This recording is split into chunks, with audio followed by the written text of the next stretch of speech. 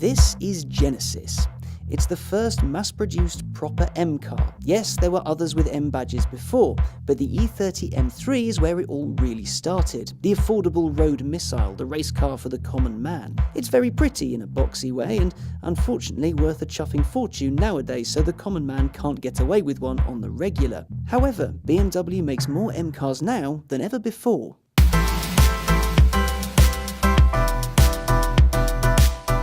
BMW's M division is a wonderful, wonderful thing. I picture it as a giant white room full of overexcited German engineers eking as many horses out of as many engines as they possibly can, not letting one tiny little pony go missing. Today I have 3 of the latest M cars on the market and an empty track to play with. So it's time to find out which is best.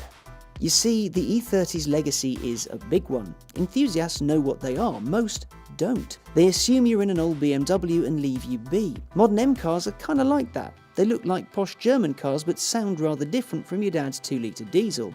And I'm pretty sure Dad's car doesn't have 4 exhausts.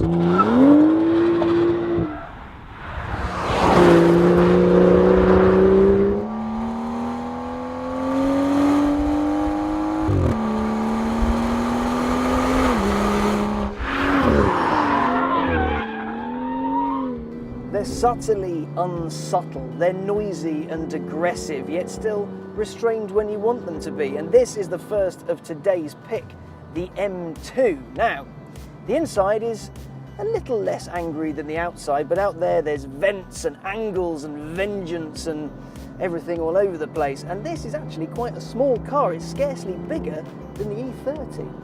Its turbocharged 3-litre straight 6 produces 365 horses and 343 pound-foot. If you get the stick, 0 to 60 happens in 4.5 seconds, 4.3 for the dual clutch auto. Top speed is 155 miles an hour or 168 if you tick the right box on the options sheet. The M235i is a real peach in the 2 Series lineup. It feels really good, it's been given a little bit of an M going over, so it's fun, it's playful, it's quick-ish, whereas the M2, that's a whole different ball game. Oh my, it's very, very quick, and it feels it too, because it has so much torque. You just pin your foot, any gear you want, and off you go. We're now doing 90 miles an hour. We started at about 40. Now this one's got a dual clutch transmission, which means it might not be quite as engaging as the manual, but it means you can switch gears a little bit quicker, and you don't have to take your hands off the wheel, which is good. It's a proper driver's car, this, because it's just got that balance of everything. It's not hard to drive, but at the same time it's very rewarding if you drive it hard. All the components, they're just bang on.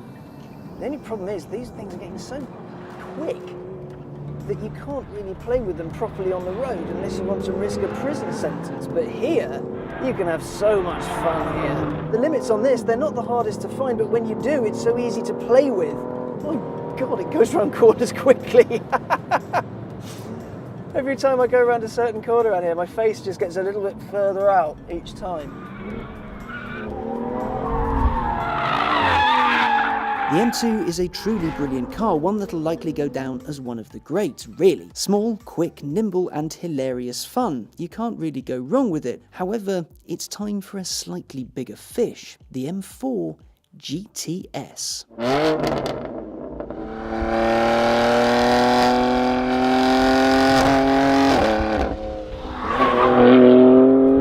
Slightly bigger was perhaps a foolish thing to say. What I meant to say was a lot bigger.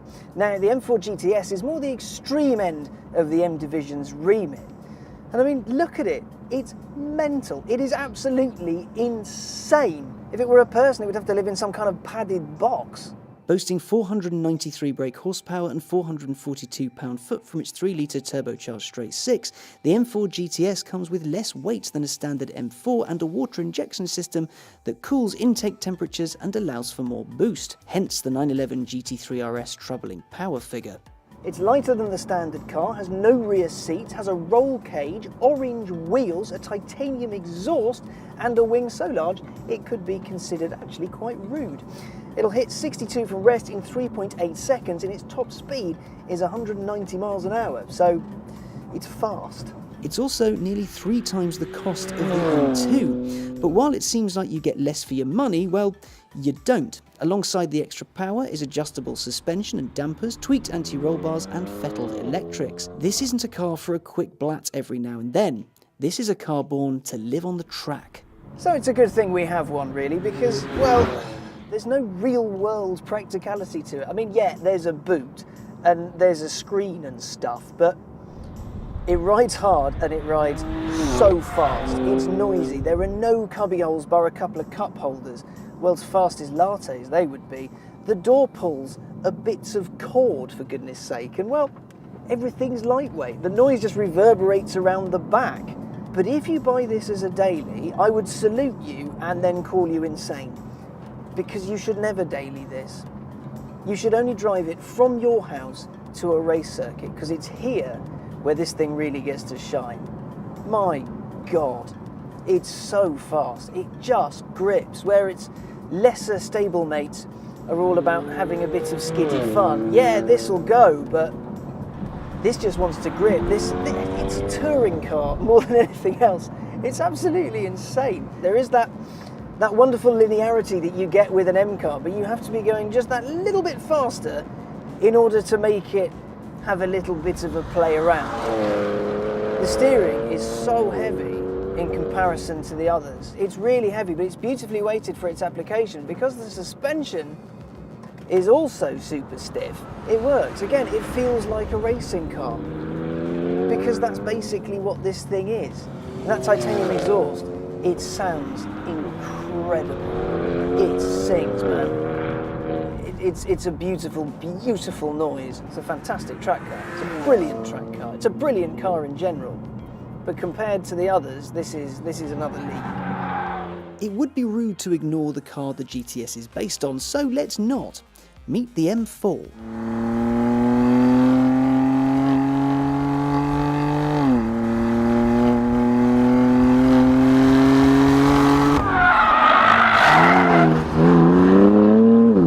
The standard M4 hasn't been around all that long, but seems to be going down okay. Promises to be a little bit lively thanks to its 425 horses and 406 pound-foot.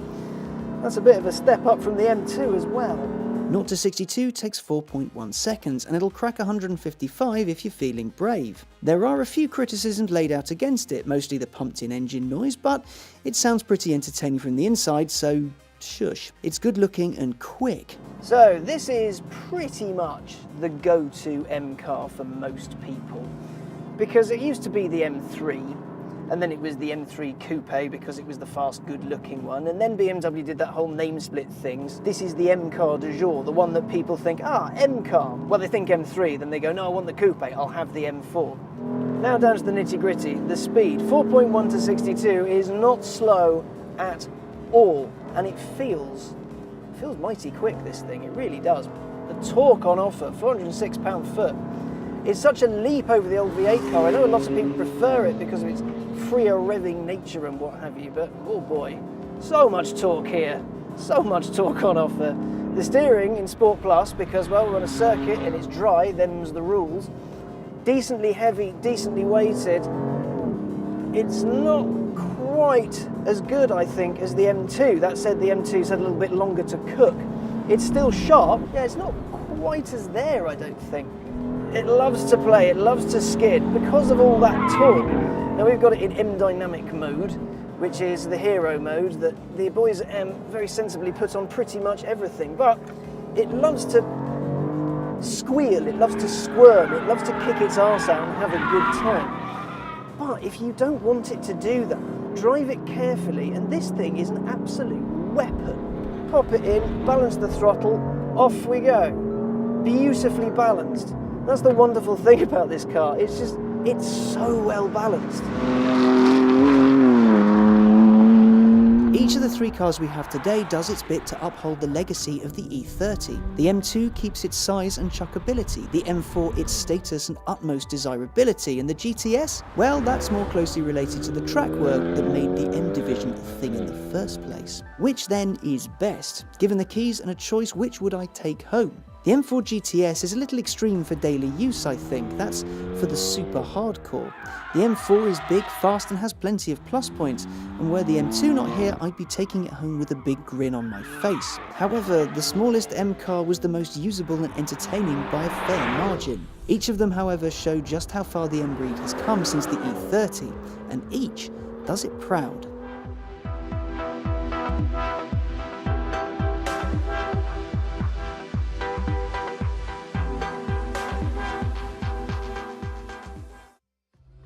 So send me a message, a lifeline back to you, to show